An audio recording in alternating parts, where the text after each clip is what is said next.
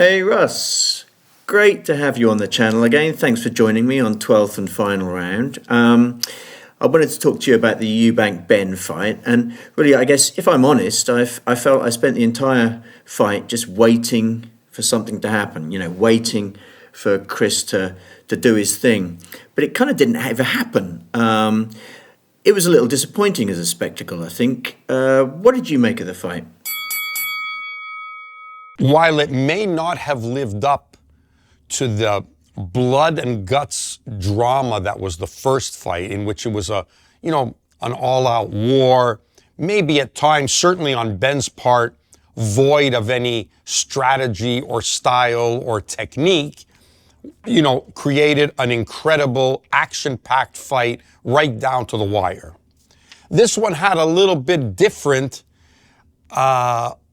vibe as the fight wore on. Why?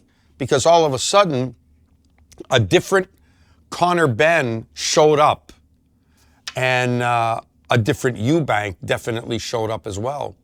And this time, it was evident, even to the layman's eye, never mind an astute boxing eye, that you could actually see the work that he and Tony Sims, and I think we have to, in this one, give credit to what Tony Sims did and what he embraced in the fight. You could see he did his homework in getting Benn ready for this second go-around. I had been discussing with various members of Benn's team and whatnot of what he has to do, what he has to do to make this different. And one of the key things in the fight was don't come around. If he's starting to swing those big wild shots, which was really the biggest mistake he made in the first fight, was throwing very powerful, hard shots every time he let his hands go, and everything was coming wide like he wanted to decapitate Chris with the first shot he hit him with.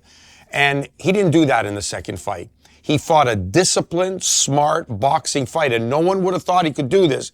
Ended up outboxing the boxer in Chris EUBANK. He came straight down the middle, which is what we talked about, went straight to the point, got to the target quickly, feinted, boxed nice, didn't engage that war, actually boxed.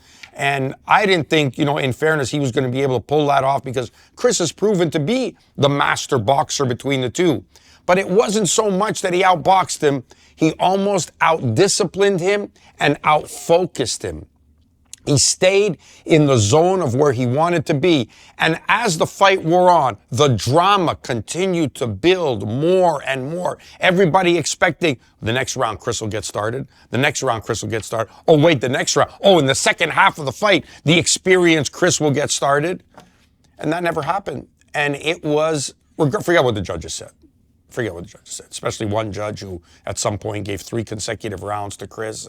Forget it. It was a shutout performance on the part of Connor Benn, and he really turned the table, coming off of a fight in which he clearly lost the first time, although he gave it a good try. He wasted a lot of energy, threw a lot of bombs, and he turned that completely around in the second fight to deliver a stunning shutout performance of boxing skill and strategy. And again, tip the hat to Tony Sims, because both of them came up with a great strategy that worked. They did their homework and they executed the plan to perfection. And I, for one, have to say it was, very, very exciting to watch, even though it wasn't the same type of excitement as the first one, in which it kept going back and forth with hard shots.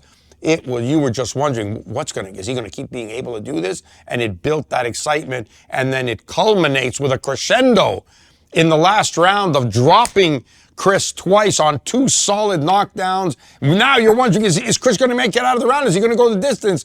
Which he did, but yeah, credit, man. Great fight.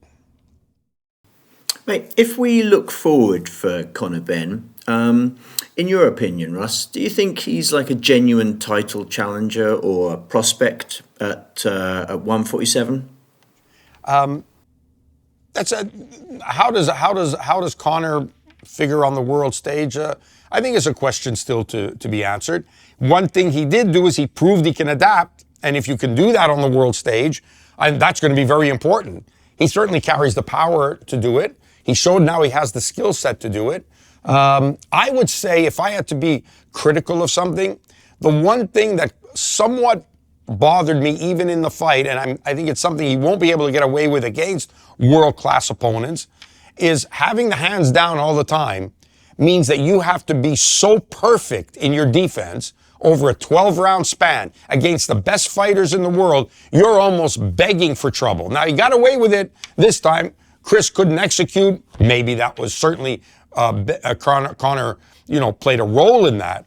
But I think, in a more classical style where he's able to pick shots off, catch, and then be able to punch right away instead of always having to move out of the way of a punch, which takes away the possibility of counterpunching, that could play against him on the world stage against more talented and gifted fighters. So I think he has to be careful of that. But the other question is going to be, can he see 147 again? This is something that could be very dangerous because you could see that in the ring, he didn't look like he had an ounce of fat on him, like not an ounce, which means to come back down, he's going to have to atrophy at some point. He's going to lose some muscle mass. What is that going to do? The history of boxing has shown, whether it's Roy Jones, Ray Leonard, whoever you want, Chris Bird going up in weight and then coming back down has never been successful. So this is the only thing that can he find a catch weight at 154? Maybe, but I'm just saying with all the time it's been since he made 47, I'm wondering if that could be a problem. Maybe, I hope not, but I'm just wondering if that could be a problem. Yeah, so look, moving on to Chris, so what do you think he does next? Do you think he has the skill set, sort of the resilience, and the desire perhaps to challenge the bigger boys on the 160 or 168 divisions? I'll tell you what, I can't remember seeing a fighter who on one night looks unbeatable and on another night looks like he's completely done, as I've seen with Chris Eubank.